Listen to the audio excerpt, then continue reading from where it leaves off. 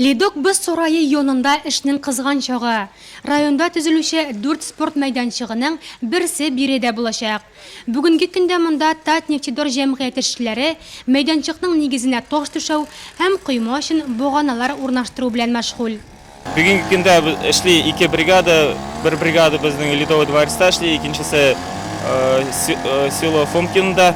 Бүтін ішлеріні біз гос бойынша ішли, біз укреплять етеміз, бетон білен, основаниясы біздің песок щебень была, үстінде искусственный газон была.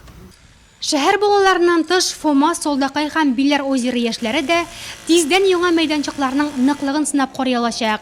Билер озерida волейбол һәм баскетбол, Фома һәм Солдақай ауылларындағы майданчықларда футбол қыры болашақ. Әлеге эшләргә республика бюджетынан барлыгы 8 миллион сум күләмдә акча бүлеп бирелгән.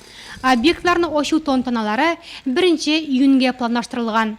Эти площадки будут Бу майданчыклар махсус койма белән тотып алыначак. Өслеге газон була. Махсус спорт инвентары кайтарабыз.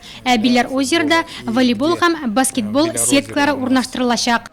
2014 елда гамәлгә кергән балалар майданчыклары төзү республика программасы кысаларында узган ел районда 4 шундый майданчык төзелгән иде инде. Бу корылмалар яшьләр арасында физкультура һәм спортны популярлаштыруда зур роль уйный.